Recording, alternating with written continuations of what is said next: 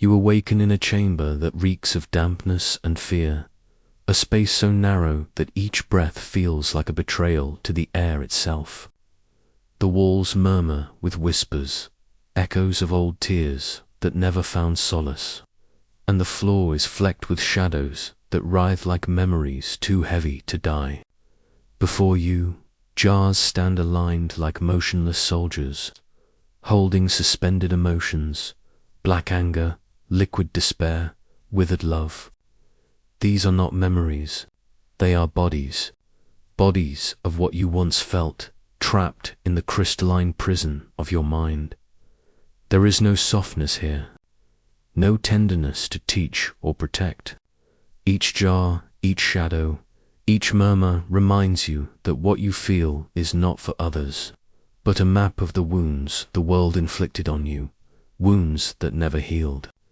Dark empathy is born from this invisible violence, not from compassion, but from the absolute observation of misery, of pain that pierces both flesh and thought, shaping a perception few can survive, recognizing they think you are soft, that your silence is submission, that your gentle eyes hide the fragility of someone easily broken.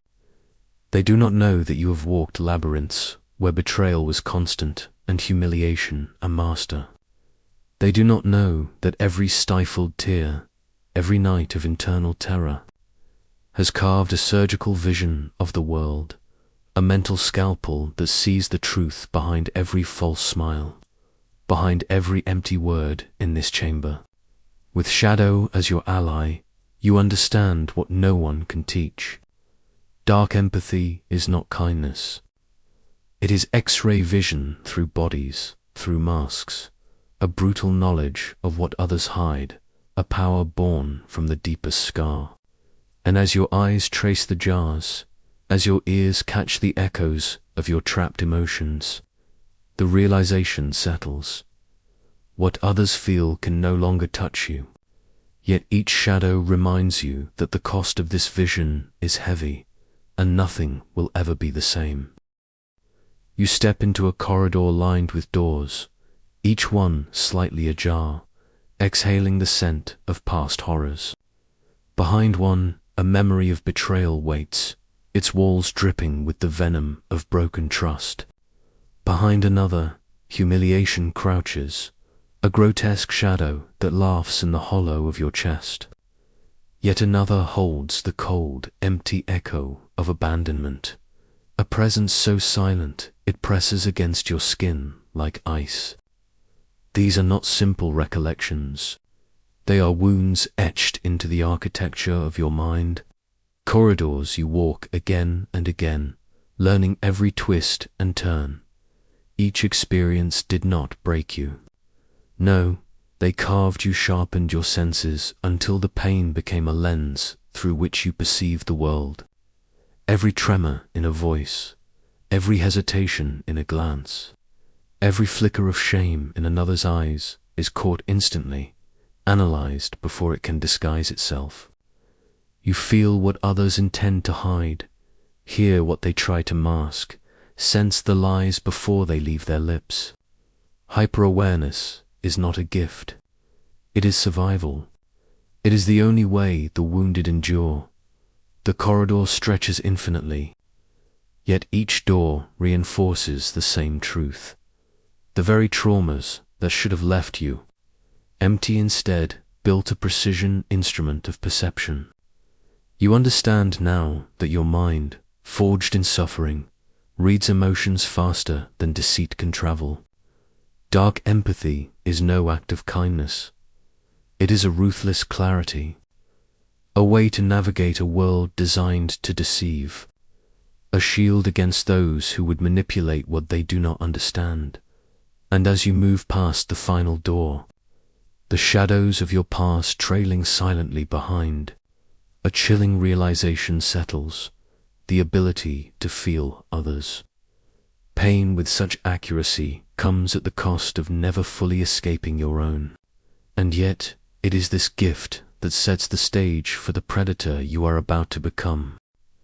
You sense it before it is spoken, the tremor in a whisper, the quiver behind a smile, the hesitation that claws at the edges of a statement. Around you, the world drifts obliviously, blind to the undercurrents of deceit and desire that swirl like fog in every room. A paradox coils within you. You feel everything, yet no one feels the weight of your perception.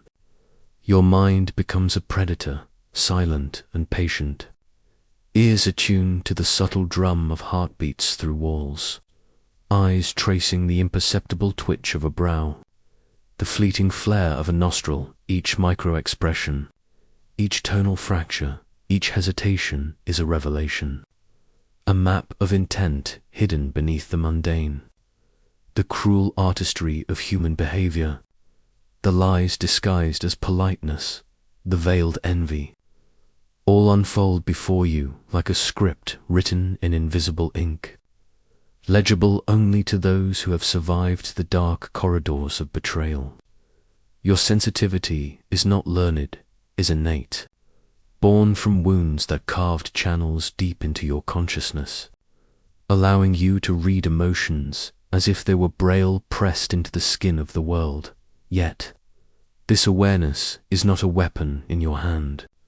It is an armor, a shell that shields you from the arrows of manipulation and pretense. You do not strike. You observe. You do not chase. You wait. The predators around you mistake your silence for weakness, your watchfulness for passivity.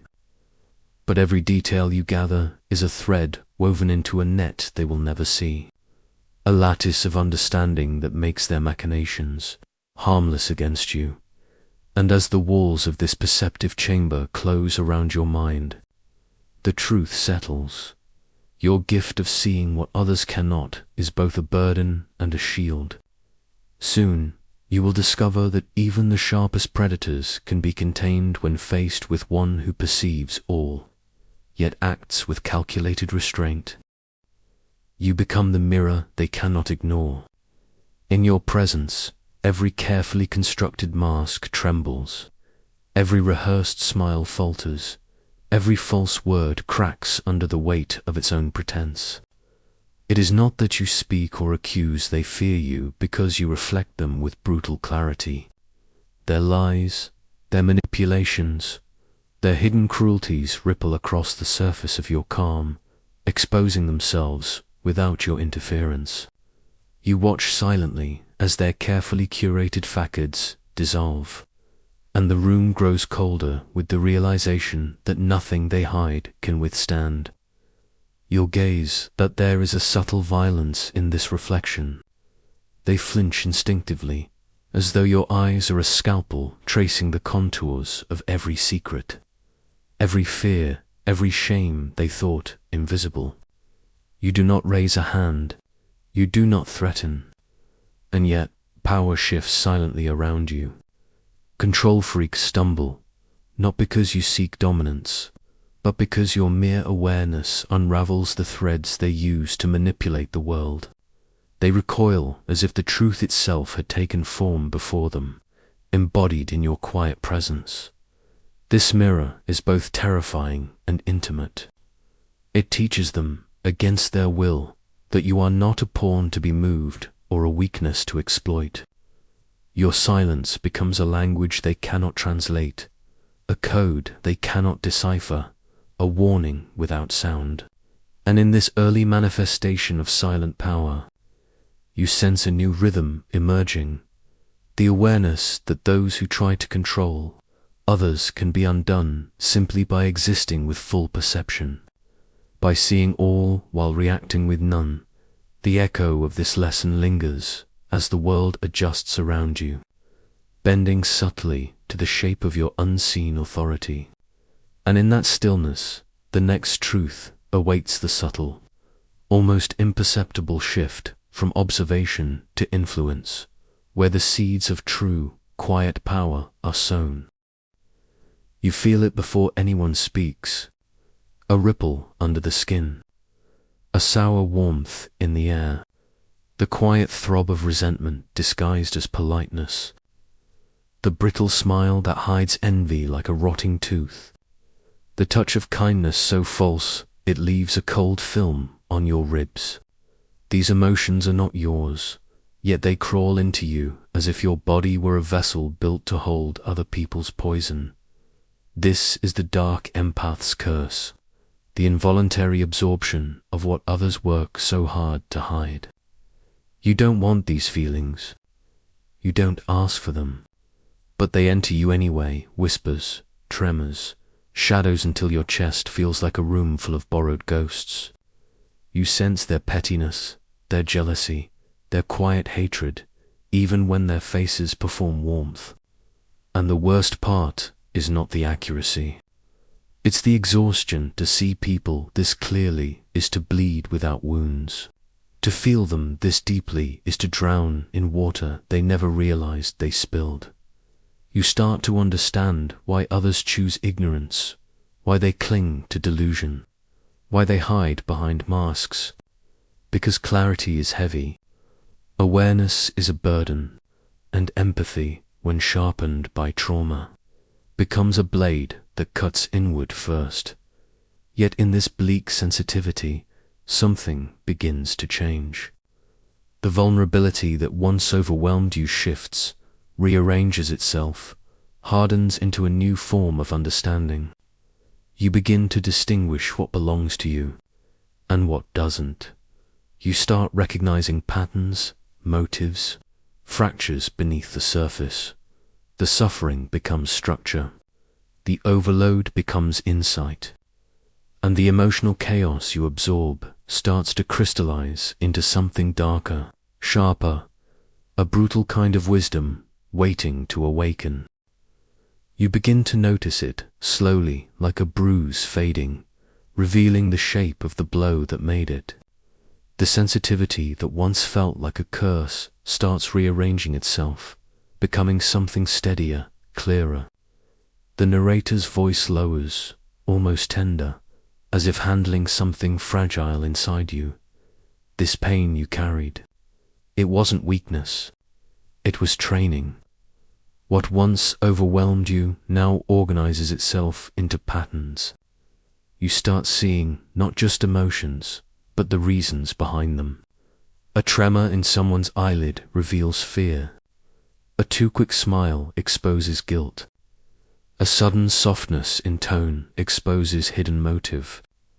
The chaos you used to drown in becomes a map one only you can read. This is the quiet evolution of the dark empath. Sensitivity fused with clarity. Not softness, not fragility, but perception sharpened by years of surviving what others could not. Manipulators expect emotional people to be naive. They expect wounds to become blind spots. They never imagine wounds can become windows, and so your suffering betrays them. Your insight disarms them. Your intuition outpaces their manipulation before it even begins. But this isn't power, not yet. This is only the groundwork, the stillness before the darker shift. You begin to recognize the exact moment someone's intention fractures. You feel the temperature of a lie before it reaches their mouth. You sense the tremble of desperation behind flattery meant to bind you. The pain that once soaked into your skin now stands beside you like a silent guardian, translating every hidden signal with terrifying accuracy. Still, the narrator warns, wisdom is not the final form. It is the seed, and beneath this new clarity, something deeper begins to coil, something heavier, older, waiting for its moment to surface. You learn, almost without noticing, that silence is no longer emptiness. It is precision. It is discipline. It is the moment the predator lowers its breath so the forest reveals what hides inside it. Your pauses, once signs of hurt, once misunderstood as insecurity, become something else entirely. They turn into psychological chambers where people expose themselves without knowing why. A manipulator expects resistance, argument, panic. They prepare for noise. They have no defense against quiet, so you let them speak. You let them fill the space you refuse to surrender. And in that space, their intentions spill out. Their contradictions tangle. Their false charm collapses under its own weight. Your silence becomes a mirror polished to cruelty. They lean into it, thinking they're stepping onto soft ground, and instead, they fall. The narrator whispers, almost proud, almost mournful. Your stillness frightens people who rely on controlling the air around them. This is not passivity. This is strategy born from suffering. A skill carved by years of watching, absorbing, surviving. Your silence studies microtremors in their voice. Your silence measures where their story bends. Your silence weighs the gap between what they say and what they hope you don't hear. And with each quiet second, you become less readable and more dangerous. Even the innocent feel it's your presence demanding honesty without a single word. Some people pull away, uncomfortable with how naked truth feels under your gaze. Others speak more than they should, as if confessing to a priest who will not absolve them. The pacing slows here, like lungs holding air before a plunge. You stand perfectly still on the threshold between perception and power, because silence was never the destination. It was preparation, the calm before the darker transformation, waiting just beyond the next breath. Asterisk. There comes a moment quiet, almost invisible, when your empathy begins to shift. It doesn't rot into cruelty or twist into malice. No. It crystallizes into something colder, cleaner, and far more unforgiving.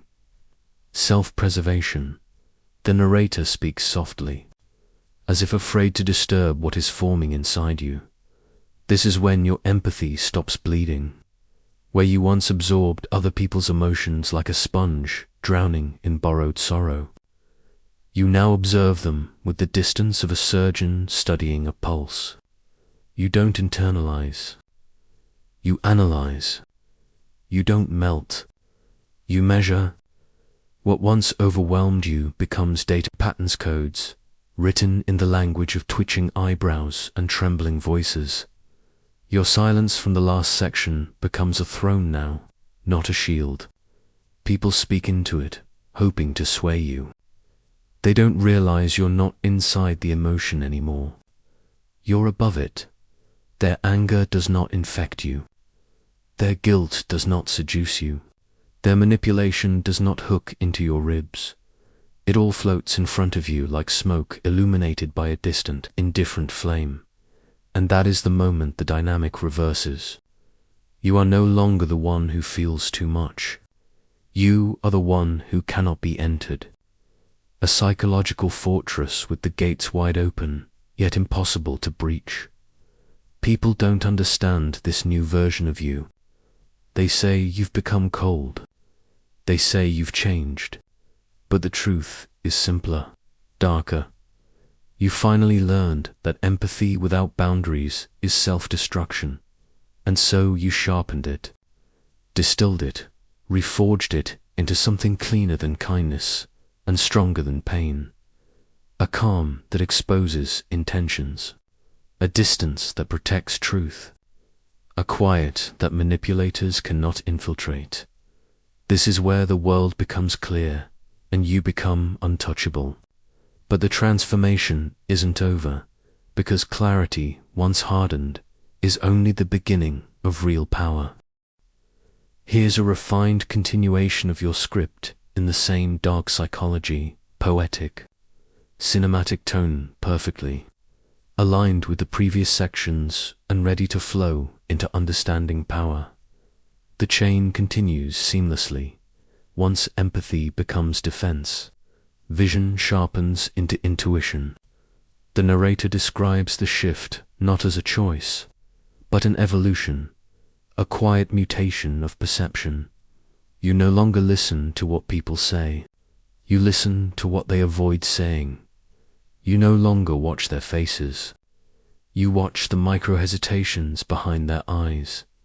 Motives become visible, faint at first, then unmistakable. A friend's smile carries the weight of concealed envy. A lover's soft tone trembles with unspoken resentment. A stranger's kindness reveals the outline of a hidden agenda. It's as if every person is a dimly lit hallway, and you can now see shadows dancing beneath each closed door. The narrator calls it a haunting gift, this ability to read intentions like smoke rising before the flame. Not supernatural, just painfully clear, and with this clarity comes the next. Transformation, intuition folding itself into strategy, perception hardening into understanding. The final sentence opens the next chapter, effortlessly, because once motives become visible, power becomes simple. Here is the continuation, crafted in the same dark psychology. Cinematic, philosophical tone, flowing perfectly from the previous section and setting. Up the moral tension of section 11, building on the last section. The narrator shifts the lens toward power hidden inside stillness. Your calmness wants, a survival instinct begins to unsettle the very people who once tried to shape you. Manipulators thrive on turbulence. They feed on reactions, outrage, confusion, but you offer none. You become the quiet space where their tactics go to die. No raised voice, no visible anger, no trembling, just a presence so steady it fractures their confidence. The narrator describes this as soft dominance, a form of strength that does not demand, does not threaten, does not chase, yet bends the room around it. Your silence becomes a mirror. In it they see their own intentions exposed, their strategies collapsing under the weight of your neutrality. You don't win by overpowering. You win by not playing. This new version of Yukon, unreadable, immovable, terrifies those who rely on emotional chaos to stay in control. And this quiet power triggers the next descent in the emotional arc, a subtle tightening, a brewing tension. Because with power comes a question, the narrator is preparing to confront what do you do with a strength born from pain. Here is the section written in the same cinematic, psychological, tragic tone, flowing perfectly from the previous arc and setting up the reflective ending. Now the tragedy, heavy, unavoidable, power has a price, and the narrator no longer hides it. The strength you earned, the intuition you sharpened, the silence that became your armor, all of it creates distance. People admire your calm, but they cannot enter it. They respect your clarity, but they do not understand it. The narrator reaches back to section 1's image of glass jars filled with emotions, grotesque and suspended. You survived by studying feelings instead of drowning in them.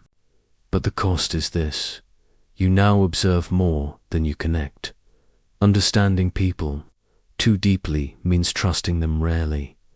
Your insight dissects motives, catches hesitation, reveals hidden envy, muted resentment. Subtle. Even kindness becomes something you scan instead of accept. You've learned what lives behind smiles.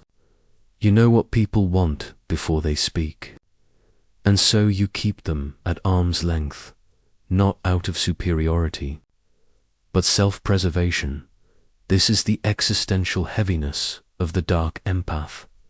You see everything, and because of that, you stand alone. The narrative slows, almost meditative.